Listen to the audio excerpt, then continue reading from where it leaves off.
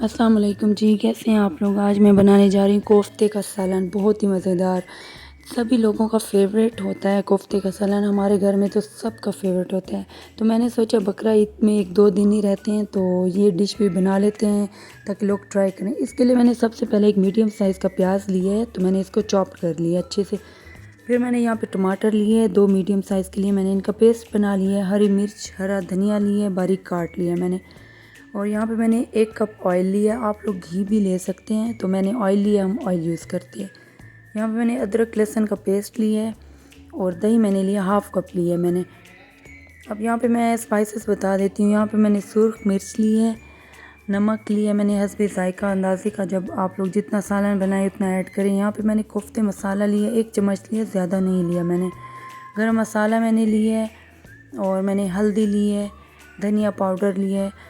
تو گرم مسالہ اس میں تمام چیزیں ایڈ ہیں، جو بھی گرم مسالہ گھر میں پڑا ہو۔ سب سے پہلے میں کڑھائی لوں گی، کڑھائی میں میں ڈالوں گی آئل۔ آئل ڈال کے اب میں تھوڑا سا اس میں گرم مسالہ ڈال دوں گی، آئل ڈال کر 5 سیکنڈ کے لیے تھوڑا سا اسے مکس کروں گی۔ جو میں نے چاپ کی ہوئی پیاز رکھی تھی وہ پیاز میں ڈال دوں گی۔ اب پیاز کرنی ہے لائٹ براؤن، زیادہ ڈارک براؤن نہیں کرنی۔ اب میں اس میں فرائی تھوڑا کروں گی، فرائی کرنے کے بعد جب لائٹ براؤن ہو جائیں گے پیاز تو میں اس میں ڈال دوں گی لہسن ادرک کا پیسٹ۔ اس کے بعد میں ڈالوں گی، تھوڑا فرائی کر لیا تو پیسٹ ڈال دوں گی ٹماٹروں کا۔ پھر میں اس میں دہی ڈال دوں گی۔ دہی ڈالنے کے بعد تمام سپائسز جو ہے وہ میں ایڈ کروں گی۔ اب اس میں سرخ مرچ ڈال دوں گی، میں اس میں نمک ڈال دوں گی، کوفتہ مسالہ ڈال دوں گی میں نے جو ابھی دکھایا ہے، اور میں دھنیا پاؤڈر ڈال دوں گی، ہلدی ڈال دوں گی میں اس میں، اور اچھی طرح میں اب اسے مسالے کو مکس کر لوں گی۔ اس میں 1-2 منٹ کے لیے مکس کروں گی اچھی طرح سے۔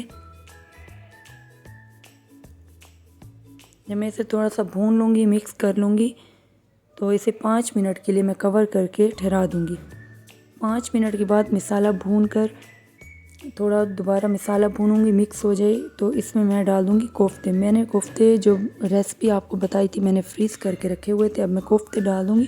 اور کوفتے ڈالنے کے بعد 2 منٹ کے لیے چمچ نہیں ہلانا۔ پھر 2 منٹ کے بعد مکس کر لیں گے، ہم تھوڑا سا پانی ایڈ کریں گے، پانی ڈال کر پھر ہم اس کو کور کر دیں گے دوبارہ سے، تاکہ مسالہ گل جائے اور کوفتے بھی کچے نہ رہیں۔